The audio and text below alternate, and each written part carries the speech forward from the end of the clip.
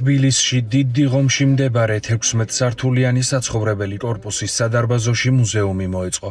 აქ განთავსებულია წმინდა ექვთიმე ღვთისკაცის სახელობის სამლოცველო, წმინდა ილია მართლის სახელობის ბიბლიოთეკა და ყოველთა წმინდანთა სახელობის მუზეუმი. საქართველოს უკეთგასაცნობად ფოტოები და ეთნოგრაფიული ნიმუშებია წარმოდგენილი. გარდა ამისა, დამთვალიერებელი იხილავს ფიროსმანისა და გუდიაშვილის ნამუშევრებს. მრავალფეროვან სივრცეში მოწყობილია პოეზიისა და ძველი თბილისის კუთხეც. მუზეუმი გიორგი ბრწყინვალეს ქუჩაზე 15 ნომერში მდებარეობს. ამჟამად ექვთიმე ღვთისკაცის სახელობის სამლოცველოს და ილია მართლის სახელობის ბიბლიოთეკას მიემატა ყოველთა წმინდანთა სახელობის საქართველოს მუზეუმი, რომელშიც წარმოდგენილია მთელი საქართველო. პატარა საქართველო გვაქვს ერთ სადარბაზოში.